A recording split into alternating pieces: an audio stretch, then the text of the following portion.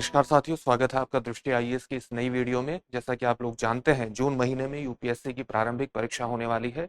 इस प्रारंभिक परीक्षा में करंट घटनाओं से संबंधित आपकी तैयारी बेहतर हो सके, इसी को ध्यान में रखते हुए हमने आपके लिए एक प्रोग्राम की शुरुआत की है, जिसका नाम है target UPSC prelims 2024 current affairs revision series. इस सीरीज के माध्यम से हम विभिन्न सेगमेंट के अंतर्गत पिछले एक वर्ष की तमाम घटनाओं को समेटने का प्रयास कर रहे हैं, उनको समाहित करने का प्रयास कर रहे हैं, ताकि इनसे संबंधित आपके पेपर में कोई भी प्रश्न आता है तो उस प्रश्न को आप ठीक तरीके से हल कर सके और अपनी परीक्षा को क्वालिफाई कर सके। आज जिस सेगमेंट पर हम चर्चा करने वाले हैं वो अंतर्राष्ट्रीय संबंध खंड से जुड़ा हुआ है। अंतर्राष्ट्रीय संबंध खंड से जुड़ी हुई पिछले एक वर्ष की जितनी महत्वपूर्ण घटनाएं हैं उसको हम अलग अलग प्रोग्राम के अंतर्गत समाहित कर रहे हैं।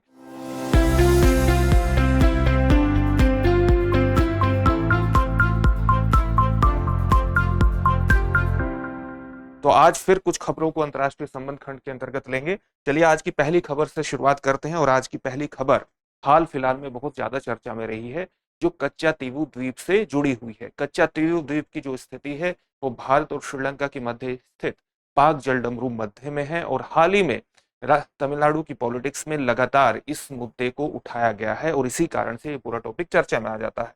सबसे पहले इसकी भौगोलिक अवस्थिति के बारे में ही जान लेते हैं। जैसा कि अभी आपको बताया कि भारत और श्रीलंका के मध्य पाक जलडमरू मध्य में ये स्थित है और इसकी अवस्थिति यहाँ पर पड़ती है। पाक जलडमरू मध्य में अगर इसकी अवस्थिति, भौगोलिक अवस्थिति को अगर आप देखें तो आप देखेंगे कि ये जो मन्नार आइलैंड है, मन्नार आइलैंड से ये उत्तर पश्चिम दिशा में स्थित है और इसी प्रकार से जो जाफना है, जाफना से ये दक्षिण पश्चिम में स्थित है। इसी प्रकार से भारत के रामेश्वरम से इसकी जो दूरी है वो लगभग 33 किलोमीटर की दूरी है और यहाँ जाफना से जो इसकी दूरी पड़ती है वो लगभग 62 किलोमीटर के पास पड़ती है। लेकिन यहाँ पर जो एक द्वीप स्थित है जिसको हम डेल्फ्ट के नाम से जानते हैं, डेल्फ्ट, इस द्वीप से इसकी जो दूरी है वो मात्र 24 किलोमीटर की दूरी है और ये जो द्वीप है ये इस पर श्रीलंका का अधिकार क्षेत्र है। इसके अलावा इस बात को ध्यान में विशेष तौर से रखिए कि भारत और श्रीलंका के मध्य 1974 में एक समुद्री समझौता हुआ था और इस समुद्री समझौते के माध्यम से कच्चातीवू द्वीप का जो नियंत्रण है वो श्रीलंका के क्षेत्र में चला गया था। लेकिन लगातार 1991 और खास तौर से 1990 के दशक के बाद श्रीलंका, विशेष तौर से तमिलनाडु के मछुआरों ने लगातार कच्चातीवू द्वीप पर नियंत्रण की डिमांड की है और इसलिए लगातार ये चर्चा में आता रहता है। ये एक निर्जन द्वीप है, इस बात को भी ध्यान में रखिएगा। निर्जन द्वीप इसलिए है क्योंकि यहाँ पर पीने योग्य जल की अनुपस्थिति है। पीने योग्य जल की अनुपस्थिति के कारण ही ये एक निर्जन द्वीप है। तो चर्चा में विशेष रूप से यहाँ एक उत्सव के कारण ये लगातार चर्चा में रहते हैं। यहाँ जो एकमात्र स्ट्रक्चर स्थित है वो सेंट एंथनी चर्च की है और सेंट एंथनी चर्च में वार्षिक उत्सव होता है। इस वार्षिक उत्सव में भारत के तमिलनाडु क्षेत्र से भी लोग जाते हैं। भारत और श्रीलंका दोनों के जो पुजारी हैं वो इस वार्षिक उत्सव के आयोजन में भाग लेते हैं, वही इसका वार्षिक रूप से आयोजन करवाते हैं। जैसे वर्ष 2023 में लगभग भारत से, तमिलनाडु से 2500 व्यक्ति इस सेंट एंथोनी चर्च के उत्सव में भाग लेने गए। तो ये सामान्य भौगोलिक अवस्थिति है और इसकी सामान्य स्थिति है। अब हम इस विवाद के बारे में जान लेते हैं। विवाद, जैसा कि अभी आपको बताया कि पाक जलडमरू मध्य में इसकी स्थिति है, एक निर्जन द्वीप है, इसके प्राधिकार और उपयोग को लेकर के ही विवाद है। 1974 में जो भारत और श्रीलंका के बीच एक समुद्री समझौता हुआ, उस समुद्री समझौते के माध्यम से इसका जो नियंत्रण है वो श्रीलंका को दे दिया गया था। इसी के बाद 1976 में भी एक सामान्य रूप से समझौता हुआ था। उस समझौते के माध्यम से ये माना गया था कि कच्चातीवू द्वीप के आसपास के क्षेत्रों में भारतीय मछुआरे जा सकते हैं और उसके साथ साथ वो अपने बोट्स के मछली पकड़ने के लिए जो जाल है उसको वहां सुखा भी सकते हैं। इसके अलावा सेंट एंथोनी चर्च की भी वो यात्रा कर सकते हैं। इस प्रकार से 1976 के समझौते के माध्यम से भी 1974 के समझौते के माध्यम से ये सारी चीजें तय की गई थी और 1976 के समझौते के माध्यम से क्या किया गया कि ये जो कच्चातीवू द्वीप है इसमें एक्सक्लूसिव इकोनॉमिक जोन के, एक दूसरे के एक्सक्लूसिव इकोनॉमिक जोन में प्रवेश को प्रतिबंधित कर दिया गया। तो विशेष तौर से 1974 के समझौते के माध्यम से क्या हुआ कि भारतीय मछुआरों को कच्चातीवू द्वीप के आसपास के क्षेत्र में प्रवेश करने, कच्चातीवू द्वीप पर अपने जाल सुखाने और सेंट एंथनी चर्च की यात्रा करने की अनुमति प्रदान की गई। लेकिन 1976 के एक और समझौते के माध्यम से एक दूसरे के एक्सक्लूसिव इकोनॉमिक जोन में जाने पर प्रतिबंध लगाया गया। तो आप देख सकते हैं कि आसपास के जल क्षेत्र में मत्स्य जारी रखने, जाल सुखाने और कैथोलिक मंदिर की यात्रा करने की अनुमति प्रदान की गई। लेकिन जब हम 1976 की बात करते हैं तो समुद्री सीमाओं और विशेष आर्थिक क्षेत्र को परिभाषित कर दिया गया और स्पष्ट अनुमति के बिना मत्स्यन गतिविधियों पर प्रतिबंध लगा दिया गया। विशेष आर्थिक क्षेत्र मतलब इस एक्सक्लूसिव इकोनॉमिक जोन को कैसे परिभाषित कर किया जाता है कि किसी भी देश की जो अंतिम तटीय सीमा होती है, तटीय रेखा होती है, उससे 200 नॉटिकल माइल समुद्री क्षेत्र को एक्सक्लूसिव इकोनॉमिक जोन के रूप में परिभाषित किया जाता है। तो स्पष्ट रूप से आप देख सकते हैं कि कच्चा तीवु द्वीप से जो दोनों देशों की अवस्थिति है, जो दूरी है, वो इस प्रकार से है कि एक्सक्लूसिव इकोनॉमिक जोन का एक अतिक्रमण हो ही जाएगा और इसलिए एक विवाद का क्षेत्र है। 1974 में भारत ने जो समुद्री समझौता किया था वो इस चीज को ध्यान में रखते हुए किया था कि भले ही ये रणनीतिक रूप से विशेष रूप से महत्वपूर्ण हो कच्चा तीवु द्वीप, लेकिन दोनों देशों के बीच यानी भारत और श्रीलंका के बीच महत्वपूर्ण मैत्री संबंधों को स्थापित करने में इसकी भूमिका हो सकती है। 1974 तक इस द्वीप का जो प्रशासन है ये दोनों देश ही संभालते रहे। इसके थोड़े इतिहास को भी जानने का प्रयास करते हैं। इतिहास क्या है? जैसे कच्चा तीवु द्वीप का जो निर्माण है वो 14वीं शताब्दी में एक वोल्केनो इरप्शन के माध्यम से, ज्वालामुखी विस्फोट के माध्यम से हुआ था और ऐसा माना जाता है कि प्रारंभ में इस पर जाफना साम्राज्य का नियंत्रण था, लेकिन 17वीं शताब्दी में इस पर रामनाथ जमींदारी का नियंत्रण स्थापित हो गया। 17वीं शताब्दी में ये रामनाथपुरम है और रामनाथपुरम से ही उत्तर पश्चिम में 55 किलोमीटर की दूरी पर रामनाथ जमींदारी स्थित है। तो रामनाथ जमींदारी का इस कच्चा तीवु द्वीप पर नियंत्रण स्थापित हो गया 17वीं शताब्दी में। ब्रिटिश शासन की स्थापना के बाद ब्रिटिश शासन ने अपने शासन को एक स्ट्रक्चर्ड रूप प्रदान करने के लिए कलकत्ता प्रेसिडेंसी, बंबई प्रेसिडेंसी और मद्रास प्रेसिडेंसी की स्थापना की थी। मद्रास प्रेसिडेंसी में ही ब्रिटिश साम्राज्य ने इस कच्चा तीवु द्वीप को भी ले आया। साथ ही 1921 में क्या हुआ कि आप जानते हैं चाहे श्रीलंका और चाहे भारत दोनों जगह ब्रिटिश साम्राज्य की स्थापना हुई थी, तो दोनों जगह के प्रशासन ने कच्चा तीवु द्वीप पर अपने अधिकारों को आगे रखने की बात रखी और 1921 में दोनों ने जब कच्चा तीवु द्वीप पर अपना दावा प्रस्तुत किया तो इस दावा को प्रस्तुत करने के पीछे कारण ये था कि दोनों क्षेत्रों के मछुआरों के अधिकारों का एक निर्धारण हो सके, यानी कच्चा तीवु द्वीप की सीमा का एक निर्धारण हो सके और मछुआरों के अधिकारों का एक नियंत्रण, एक स्पष्ट रेखा खींची जा सके कि कहां तक मछुआरे एक दूसरे के क्षेत्र के जा सकते हैं। 1921 में इसलिए दावा प्रस्तुत किया गया। साथ ही जो बात उसके बाद 1974 के समझौते के माध्यम से वैसी स्थिति रही और 1974 के समझौते के माध्यम से श्रीलंका को इसका नियंत्रण दे दिया गया। अभी आपको 1974 के समझौते के बारे में आपको बताया गया था। ये समझौता 2 हिस्सों के रूप में हुआ। 26 जून को कोलंबो में और 28 जून को नई दिल्ली में समझौता हुआ और श्रीलंका के अधिकार क्षेत्र में कच्चा तीवु द्वीप चला गया। चलिए अगली खबर पर बात करते हैं। अगली खबर क्या है? अगली खबर हमारी ब्रिक्स शिखर सम्मेलन से जुड़ी हुई है। 15वां ब्रिक्स शिखर सम्मेलन जो पिछले साल वर्ष 2023 में जोहानिसबर्ग में हुआ, विशेष रूप से महत्वपूर्ण है और विशेष रूप से महत्वपूर्ण इसलिए है क्योंकि इसी में ब्रिक्स का विस्तार करने का निर्णय लिया गया और विस्तार करने का निर्णय लिया गया तो ब्रिक्स देश की न केवल ब्रिक्स समूह की न केवल आर्थिक ताकत बढ़ेगी, वैश्विक अनुपात में उसकी जीडीपी की ताकत बढ़ेगी, जनसंख्या का अनुपात बढ़ेगा, वैश्विक व्यापार में उसकी हिस्सेदारी अधिक ज्यादा बढ़ जाएगी और इसलिए ब्रिक्स समूह के विस्तार से ब्रिक्स समूह का रणनीतिक, आर्थिक और व्यापारिक महत्व बहुत ज्यादा बढ़ जाता है और इसलिए विशेष रूप से चर्चा में आ जाता है। तो जोहानिसबर्ग में 15वां ब्रिक्स शिखर सम्मेलन हुआ दक्षिण अफ्रीका में। ब्रिक्स समूह ने 6 अतिरिक्त देशों को सदस्यता तक इसके अंतर्गत निमंत्रण दिया। कौन कौन से देश थे? जैसे पश्चिम एशिया से ईरान, सऊदी अरब और संयुक्त अरब अमीरात है, अफ्रीका से मिस्र और इथोपिया है और लैटिन अमेरिका से अर्जेंटीना को दिया गया था।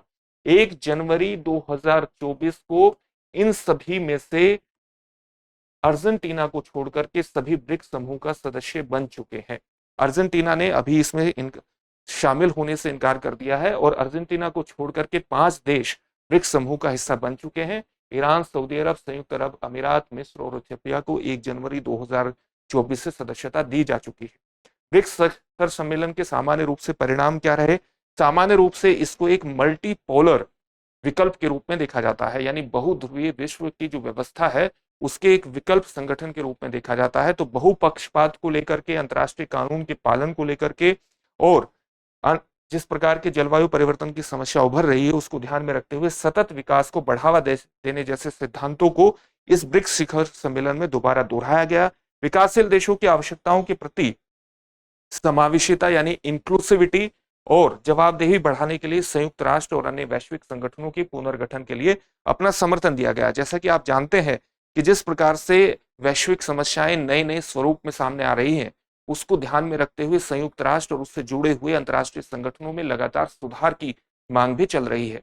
इन सुधारों को जल्द से जल्द अमली जामा पहनाया जा सके, इसी को ध्यान में रखते हुए जितने भी महत्वपूर्ण संगठन है, चाहे वो एससीओ संगठन हो, शंघाई कॉपरेशन ऑर्गेनाइजेशन संगठन हो या ब्रिक्स समूह हो, वो अंतर्राष्ट्रीय संगठनों में और विशेष तौर से यूएन की कार्य प्रणाली में लगातार परिवर्तन की डिमांड कर रहे हैं। और इसी तरह से ब्रिक्स समूह में भी उस तरह के परिवर्तन की डिमांड की गई है ताकि विकासशील देशों के प्रतिनिधित्व को और उनकी समस्याओं के समाधान को एक दिशा प्रदान की जा सके, एक मंच प्रदान किया जा सके और उनका समाधान किया जा सके, और साथ ही जवाबदेही भी बढ़ाई जा सके वैश्विक समूह की।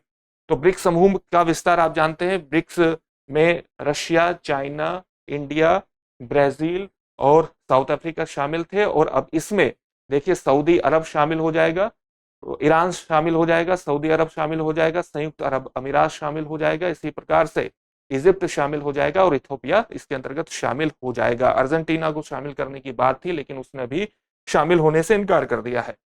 अगर हम ब्रिक्स समूह की बात करें तो ब्रिक्स लगातार अपने सदस्यों की संख्या बढ़ाने पर विचार कर रहा था और इसी विचार को ध्यान में रखते हुए फ्रेंड्स ऑफ ब्रिक्स सभा में शामिल होने के लिए अफ्रीका और वैश्विक दक्षिण के 15 देशों को निमंत्रण भी दिया गया था ताकि इसकी सदस्यता का विस्तार किया जा सके। लेकिन सदस्यता के विस्तार के प्रारंभिक चरण में इन 5 देशों को शामिल किया गया है। निमंत्रण के अंतर्गत अर्जेंटीना भी इसमें शामिल था।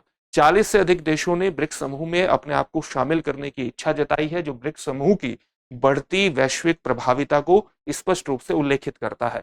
ब्रिक्स विस्तार के कारण क्या है?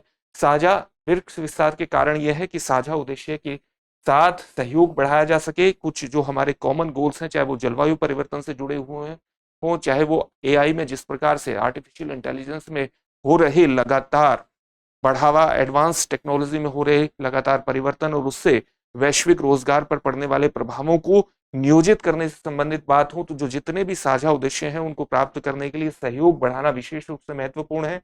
वैकल्पिक गठबंधन का भी एक विकल्प देता है, यानी संयुक्त राष्ट्र में अगर हम परिवर्तन नहीं करते हैं या वैश्विक ढांचे में महत्वपूर्ण परिवर्तन नहीं करते हैं जिससे वर्तमान उभरती हुई चुनौतियों का सामना किया जा सके, तो निश्चित रूप से ब्रिक्स एक विकल्प गठबंधन के रूप में सामने आता है। तो वैकल्पिक गठबंधनों के भीतर देशों के लिए एक विकल्प प्रदान करता है और साथ ही वैश्विक दक्षिण देशों के बीच एकजुटता को भी प्रदर्शित करता है।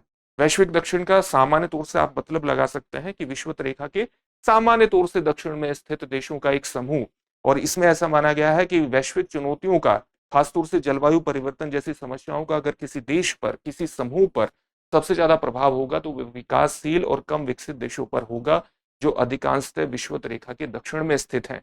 इसलिए इन देशों को वैश्विक मंच पर प्रतिनिधित्व प्रदान किया जाना चाहिए और इसी को ध्यान में रखते हुए ये विशेष उद्देश्य महत्वपूर्ण हो जाता है ब्रिक्स का, वैश्विक दक्षिण देशों के बीच एकजुटता को स्थापित करना। ब्रिक्स के बारे में आप जानते हो कि 5 अग्रणी उभरती हुई अर्थव्यवस्थाओं का एक संगठन है जिसमें भारत, चीन, रशिया, साउथ अफ्रीका और ब्राजील शामिल थे। इसका जो विचार था वर्ष 2001 में ब्रिटिश अर्थशास्त्री जिम ओ'नील ने दिया था और उन्होंने 4 देशों के लिए, ब्राजील, रूस, इंडिया और चाइना के लिए ब्रिक्स शब्द गढ़ा था। वर्ष 2006 में ब्रिक्स विदेश मंत्रियों की पहली बैठक हुई थी। दिसंबर 2010 में दक्षिण अफ्रीका को ब्रिक्स में शामिल कर लिया गया और उसके बाद इसका नाम ब्रिक्स हो गया। जोहानेसबर्ग घोषणा 2023 में इस बात को बताया गया कि 6 देशों को इसके अंतर्गत शामिल किया जाएगा 1 जनवरी 2024 से, जिसमें 5 देश शामिल हुए, अर्जेंटीना इसके अंतर्गत शामिल नहीं हुआ। अगर हम 5 देशों की वैश्विक स्थिति को देखें, ब्रिक्स समूह में अगर 5 देशों की वैश्विक स्थिति को देखें तो ये वैश्विक आबादी का 41%, वैश्विक सकल घरेलू उत्पाद यानी जीडीपी का 24% और वैश्विक व्यापार का 16% का प्रतिनिधित्व करते हैं। अब इसमें 5 देश शामिल हो गए हैं तो निश्चित रूप से वैश्विक जनसंख्या का, वैश्विक सकल घरेलू उत्पाद का और वैश्विक व्यापार का इनके द्वारा प्रतिनिधित्व ज्यादा होगा। और विशेष तौर से आप इस बात को ध्यान में रखिए, जो वैश्विक सकल घरेलू उत्पाद है अब 10 देशों का लगभग 37% होने जा रहा है। इसी प्रकार से व्यापार में बढ़ोतरी होगी और वैश्विक आबादी में भी बढ़ोतरी होगी। जो इसका ब्रिक्स सदस्य देशों का वैश्विक शिखर सम्मेलन है, ये पहला वर्ष 2009 में रशिया के ये कैटरिनबर्ग में हुआ था। भारत अपने लाभ के लिए ब्रिक्स मंच का उपयोग किस प्रकार कर सकता है? जैसे भारत किस प्रकार से प्रयोग करेगा? जो भी भारत का एक वैश्विक दर्शन है, वैश्विक गवर्नेंस फिलॉसफी है, उसको प्रदर्शित करने के लिए, उसे एक मंच पर रखने के लिए भारत को ब्रिक्स एक मंच उपलब्ध करवाता है। और उसी प्रकार से सार्वभौमिक सुरक्षा का समर्थन लगातार भारत पहले से ही करता रहा है। भारत की विदेश नीति का एक महत्वपूर्ण हिस्सा है कि वो एक यूनिवर्सल सिक्योरिटी का समर्थन करता है, साथ ही आर्थिक योगदान सुनिश्चित करता है। भारत इसमें अपने आर्थिक योगदान के माध्यम से अपनी वैश्विक मंच पर हैसियत को बढ़ा सकता है, अपनी प्रभाविता को बढ़ा सकता है।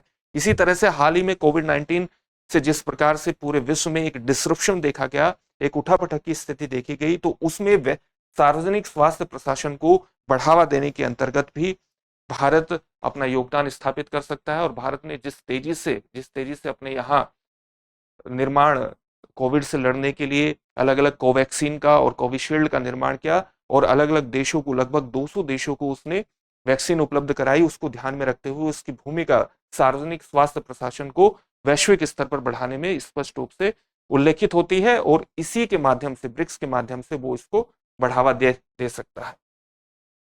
चलिए अगली खबर की बात करते हैं। अगली खबर हमारी ट्रांस पैसिफिक से जुड़ी हुई है और ट्रांस पैसिफिक ऑर्गेनाइजेशन से जुड़ी हुई है, एक पार्टनरशिप से जुड़ी हुई है। और ये लगातार चर्चा में इसलिए है क्योंकि हाल ही में comprehensive and progressive agreement for trans Pacific partnership में यूनाइटेड किंगडम ने शामिल होने के लिए हस्ताक्षर किए हैं। ये वस्तुतः सामान्य तौर से इसमें कौन कौन से देश शामिल रहे हैं, अगर आप इसके एक नक्शे के माध्यम से देखें तो ट्रांस पैसिफिक पार्टनरशिप का जो विचार है वर्ष 2018 में फलीभूत हुआ था। और इसमें प्रारंभ में अमेरिका ने भी शामिल होने की इच्छा जताई थी, लेकिन ट्रंप प्रशासन के दौरान वो उस विचार को वापस ले लिया गया। तो इसमें कौन कौन से सामान्य तौर से देश उपलब्ध स्थित हैं, कौन कौन से देश इसमें शामिल हैं? Canada, Mexico, Peru, Chile, New Zealand, Australia, Malaysia, Darussalam और सिंगापुर, वियतनाम और इसके अलावा जापान, ये देश इसमें शामिल है। और हाल ही में अगर इसमें कोई देश, इसमें सभी ये यहाँ पर देश स्थित हैं, सामान्य तौर से इनकी स्थिति 11 होगी। और अब इसमें ब्रिटेन ने भी इसमें शामिल होने की इच्छा जताई है और उसने उस पर हस्ताक्षर कर दिए हैं। यूके के प्रधानमंत्री का कहना है कि ब्रेक्जिट यानी जब से वो ईयू से बाहर हुआ है, तो उस घटना के बाद इसको एक महत्वपूर्ण सफलता के रूप में वो उल्लेखित कर रहे हैं। और साथ ही वेस्टमिंस्टर यानी इंग्लैंड और प्रत्येक सीपीटीपी देश द्वारा अनुसमर्थन के बाद इसकी आवश्यकता होगी, यानी इसको रेटिफाई करने के बाद ये पूरी चीजें अस्तित्व में आ जाएंगी। व्यापक और प्रगतिशील ट्रांस पैसिफिक भागीदारी समझौता, जैसा कि आपको बताया कि इन देशों के मध्य है।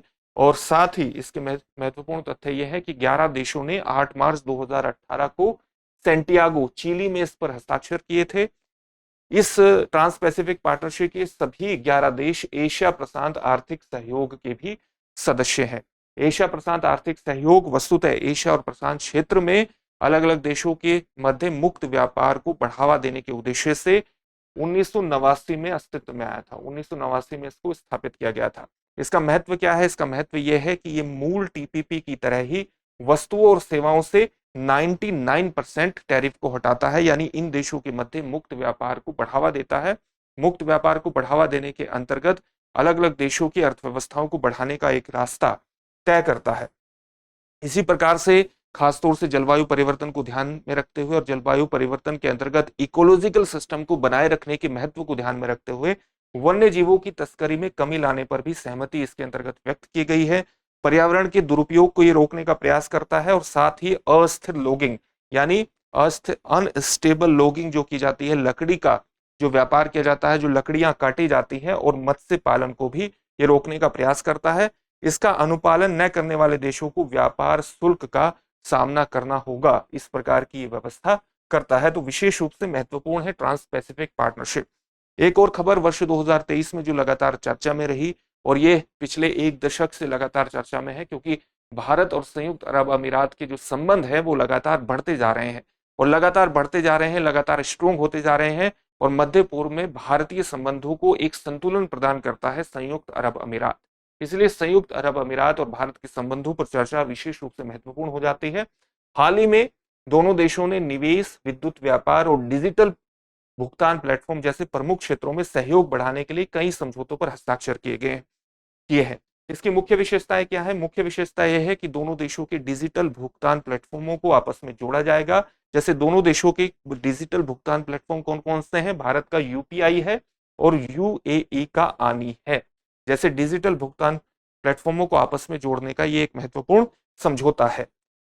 इन दोनों देशों के बीच सीमा पार लेन देन की निर्बाध सुविधा मिलेगी, जिससे वित्तीय कनेक्टिविटी और सहयोग बढ़ाने में दोनों देशों के मध्य एक महत्वपूर्ण समझौता ये साबित हो सकता है। साथ ही दोनों देशों ने अपने जो घरेलू डेबिट और क्रेडिट कार्ड है, जिसको भारत में रुपए के नाम से जाना जाता है और यूएई का जेवान के नाम से जाना जाता है, उसको भी आपस में जोड़ने के लिए एक महत्वपूर्ण समझौता किया है, ताकि दोनों देशों के बीच जो फाइनेंशियल असिस्टेंस है, जो फाइनेंशियल सहयोग है, उसको बढ़ावा दिया जा सके।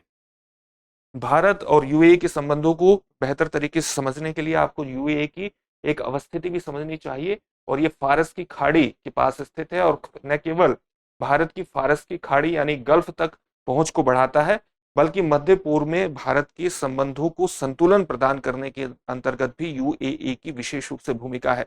साथ ही यूएई को आप इस तरीके से भी समझ सकते हैं कि यूएई में भारत से काफी लोग, काफी लेबर पहुंचती है, और ये भारत को रेमिटेंस प्रदान करता है, प्रेषित धन प्रदान करता है। तो भारत में जो प्रेषित धन भारत प्राप्त करता है, रेमिटेंस प्राप्त करता है, उसमें मध्य पूर्व के देशों की, खाड़ी के देशों की विशेष रूप से भूमिका है, और उसमें यूएई की विशिष्ट भूमिका है। साथ ही यूएई भारत के टॉप के इन्वेस्टमेंट डेस्टिनेशन में भी आता है, यानी भारत के सबसे बड़े निवेशकों में यूएई शामिल है, और इसलिए न केवल रणनीतिक दृष्टिकोण से महत्वपूर्ण हो जाता है, बल्कि आर्थिक, वित्तीय और व्यापारिक दृष्टिकोण से भी यूएई का भारत के लिए विशिष्ट महत्व है। और इसी को ध्यान में रखते हुए दोनों देशों के बीच द्विपक्षीय निवेश संधि समझौते पर हस्ताक्षर किए गए हैं। इस समझौते के माध्यम से भारत के बुनियादी ढांचा क्षेत्र में यूएई का निवेश विशेष रूप से महत्वपूर्ण हो जाता है। वर्ष 2022-23 का अगर हम एक आंकड़े की बात करें, तो भारत में चौथे सबसे बड़े विदेशी प्रत्यक्ष निवेशक के रूप में यूएई ही ने ही योगदान दिया है। भारत के बुनियादी ढांचा क्षेत्र में लगभग 75 बिलियन डॉलर, अमेरिकी डॉलर का निवेश करने की इसने प्रतिबद्धता जताई है। साथ ही आप जानते हैं, सितंबर महीने में G20 की बैठक नई दिल्ली में संपन्न हुई थी, और उसी बैठक के दौरान एक महत्वपूर्ण गलियारे समझौते पर भी हस्ताक्षर किए गए थे, जिस समझौते को हम जानते हैं भारत मध्य पूर्व आर्थिक गलियारे के नाम से। इसको अगर गति प्रदान करनी है तो भारत और यूएई के बीच संबंध बेहतर होने चाहिए, और इसी को ध्यान में रखते हुए भारत और यूएई ने मध्य पूर्व आर्थिक गलियारे, भारत मध्य पूर्व आर्थिक गलियारे पर अंतर सरकारी ढांचा समझौता भी किया है। यह समझौता क्यों किया गया है? ताकि दोनों देशों के बीच सहयोग को बढ़ावा दिया जा सके, क्षेत्रीय कनेक्टिविटी को आगे बढ़ाने के लिए दोनों देशों के बीच सहयोग को बढ़ाया जा सके। आईएमसी की जो घोषणा जो अभी आपको बताया, वर्ष 2023 में जो भारत में G20 की बैठक हुई थी, उसी के दौरान की गई थी, G20 शिखर सम्मेलन के दौरान की गई थी। साथ ही दोनों देशों ने एक दूसरे के साथ सांस्कृतिक सहयोग को बढ़ाने में भी एक समझौते पर हस्ताक्षर किए हैं, ताकि दोनों देशों के राष्ट्रीय अभिलेखागार के बीच सहयोग प्रोटोकॉल पर हस्ताक्षर हुए, ताकि दोनों देशों के बीच प्रोटोकॉल अभिलेखीय सामग्री की बहाली का मतलब क्या है? बहाली का मतलब है रेस्टोरेशन और संरक्षण सहित इस क्षेत्र में व्यापक द्विपक्षीय सहयोग को आकार दिया जा सके। विरासत और संग्रहालयों के क्षेत्र में सहयोग के लिए समझौता किया गया, जिसका उद्देश्य क्या है? इसका उद्देश्य है लोथल, गुजरात में राष्ट्रीय समुद्री विरासत परिसर में सहयोग करना। ये जो राष्ट्रीय समुद्री विरासत परिसर है, ये दरअसल लोथल में स्थित है, और इसमें कई तरह के विरासत और संग्रहालयों के संरक्षण की बात लगातार चल रही है, और इसी में यूएई के सहयोग को स्थापित करने के लिए ये समझौता किया गया है। इसी प्रकार से भारत में जो पोर्ट इंफ्रास्ट्रक्चर है, उसके डेवलपमेंट के लिए एक समझौता किया गया है, और ये समझौता किसके लिए किया गया है? पत्तन के बुनियादी ढांचे और कनेक्टिविटी को बढ़ाने के लिए राइट्स लिमिटेड और गुजरात मैरीटाइम बोर्ड ने अबू धाबी पोर्ट्स कंपनी के साथ इस समझौते पर हस्ताक्षर किए हैं। तो इस प्रकार से भारत और यूएई की जो संबंध है विशेष रूप से महत्वपूर्ण है, न केवल रणनीतिक दृष्टिकोण से बल्कि आर्थिक व्यापारिक दृष्टिकोण से भी। अब हम अगली खबर की तरफ बढ़ते हैं। अगली खबर हमारी यूरोपीय स्काई शील्ड इनिशिएटिव से जुड़ी हुई है।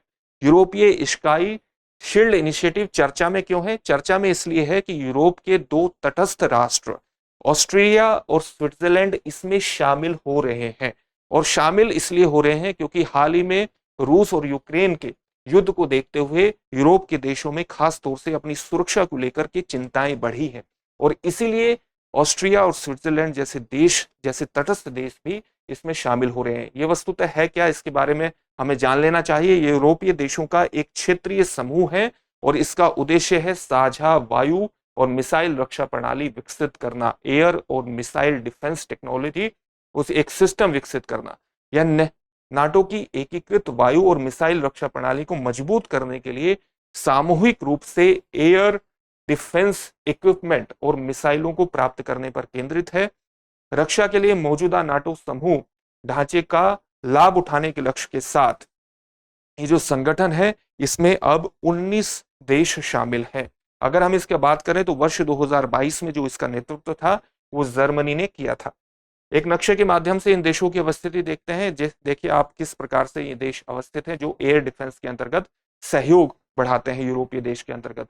इसमें United Kingdom, Netherlands, Belgium, Germany, चेक Republic, Slovakia, Hungary, Romania, Bulgaria, Slovenia और स्कैंडिनेवियन कंट्री जैसे Norway, Sweden, Finland, Estonia, Latvia और लिथुआनिया देश शामिल हैं। अब इसमें स्विट्जरलैंड और ऑस्ट्रिया जैसे तटस्थ देश भी शामिल हो रहे हैं। तो 19 देशों का एक महत्वपूर्ण संगठन है और आईएएस एग्जामिनेशन में इससे संबंधित प्रश्न आ सकता है क्योंकि रूस और यूक्रेन के युद्ध के कारण इस तरह के संगठन विशेष रूप से महत्वपूर्ण हो जाते हैं और एग्जामिनेशन में आपके पूछे जा सकते हैं। एक और खबर लगातार चर्चा में वर्ष 2023 में रही, वो कौन सी खबर थी? ब्लैक सी ग्रीन डील। चर्चा में क्यों थी? ये चर्चा में इसलिए थी क्योंकि तुर्की के राष्ट्रपति ने ब्लैक सी ग्रीन डील को पुनर्जीवित करने के लिए रूसी राष्ट्रपति से मुलाकात की, क्योंकि रूस ने जुलाई 2023 में इसे वापस ले लिया था। इसलिए हमारे लिए जानना महत्वपूर्ण हो जाता है कि ब्लैक सी ग्रीन पहल क्या है। ब्लैक सी ग्रीन पहल का जो उद्देश्य था, ये वैश्विक स्तर पर ब्रेड बास्केट में रूसी कार्रवाइयों के कारण जो आपूर्ति श्रृंखला में व्यवधान उत्पन्न हो गए थे और उससे उत्पन्न खाद्य कीमतों में जो वृद्धि हुई थी उससे निपटने का प्रयास किया था। ब्रेड बास्केट किसे कहा जाता है? ब्रेड बास्केट के रूप में यूक्रेन को परिभाषित किया जाता है, क्योंकि यूक्रेन खाद्य निर्यात के दृष्टिकोण से, खाद्य उत्पादन के दृष्टिकोण से अलग अलग क्षेत्रों के लिए विशेष रूप से महत्वपूर्ण है। यूक्रेन में विशेष तौर से गेहूं और मक्का का बेहद ज्यादा उत्पादन होता है और उसे कई दृष्टिकोणों से ब्रेड बास्केट के रूप में परिभाषित किया जाता है। तो यहाँ पर रूसी कार्रवाइयों के कारण आप जानते हैं कि अलग अलग क्षेत्रों में जो निर्यात होता था रूसी खाद्य ब्रेड बास्केट यानी यूक्रेन के खाद्य पदार्थों का, तो उससे संबंधित आपूर्ति श्रृंखला प्रभावित हुई और इससे प्रभावित होने के कारण जहां भी निर्यात होता था यूक्रेन खाद्य पदार्थों का, वहां पर खाद्य कीमतों में वृद्धि हुई और जिससे एक खाद्य संकट क्रिएट हो सकता था। इससे निपटने का प्रयास ही ब्लैक सी ग्रीन पहल से किया गया। तो ब्लैक सी ग्रीन पहल में संयुक्त राष्ट्र और तुर्की की मध्यस्थता में इस्तांबुल में एक समझौता हुआ जुलाई 2022 में। और यह पहल क्या थी कि काला सागर में 3 प्रमुख यूक्रेनी पत्तनों यानी पोर्ट्स, जिनका नाम है ओडेसा, चोर्नोमोर्स्क और यूजनी पिवडेनी, से वाणिज्यिक खाद्य और उर्वरक अमोनिया सहित निर्यात की अनुमति देती है। यानी इस डील के माध्यम से ब्लैक सागर से होकर के जो यूक्रेनी खाद्य पदार्थ हैं और विशेष तौर से जो उर्वरक हैं उनके निर्यात को एक सहज बनाया गया, उनके निर्यात को संभव बनाया गया। इसको एक नक्शे के माध्यम से देखते हैं। जैसे ये ब्लैक सी है और यहाँ पर ये यूक्रेन की अवस्थिति है। तो यूक्रेन के जो 3 विशेष रूप से ये क्रीमिया की अवस्थिति है और क्रीमिया पर आप जानते हैं कि अब रशिया का अधिकार है। तो यहाँ ये जो अवस्थित है ये ओडिशा का पोर्ट है। तो इसी प्रकार से 3 पोर्ट्स के माध्यम से मध्य पूर्व के देशों, काला सागर से होते हुए यहाँ पर मेडिटेरेनियन सी और अफ्रीका के देशों तक खाद्य आपूर्ति को बढ़ावा दिया गया। खाद्य वस्तु के निर्यात को एक सुनिश्चित करने का प्रयास किया गया। इस पहल का महत्व क्या है? वैश्विक स्तर पर जो यूक्रेन है गेहूं, मक्का, रेपसीड, सूरजमुखी के बीज और सूरजमुखी के तेल के सबसे बड़े निर्यातकों में शामिल है। काला सागर में गहरे समुद्र तक इसकी पहुंच इसे मध्य पूर्व और उत्तरी अफ्रीका के अनाज आयातकों के साथ सीधे संपर्क में रखने में सक्षम बनाती है। इस समझौते ने रूस में चल रहे युद्ध के बावजूद 3 यूक्रेनी बंदरगाहों से लगभग 33 मिलियन मीट्रिक टन यानी 36 मिलियन टन अनाज और अन्य वस्तुओं की सुरक्षित निर्यात की सुविधा प्रदान की। हालांकि यह पहल अकेले वैश्विक भूख को संबोधित नहीं करती, यानी ये पहल ऐसी नहीं है कि अकेले ही वैश्विक भूख को खाद्य समस्याओं को निपटाने का सामर्थ्य रखती है, लेकिन इससे खाद्य संकट के और बढ़ने की जो संभावना है वो बेहद कम हो जाती है और इसलिए ये पहल विशेष रूप से महत्वपूर्ण होती है और इसी को पुनर्जीवित करने के लिए प्रयास दोबारा तुर्की के राष्ट्रपति द्वारा किया गया था।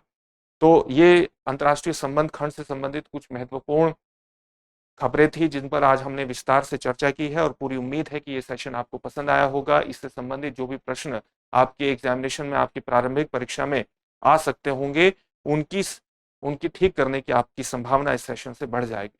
फिर से एक नए सेशन में आपसे मुलाकात होगी। धन्यवाद। डियर व्यूअर्स, अपने एग्जाम की तैयारी को और बेहतर करने के लिए हमारे चैनल को लाइक, शेयर और सब्सक्राइब करना न भूलें।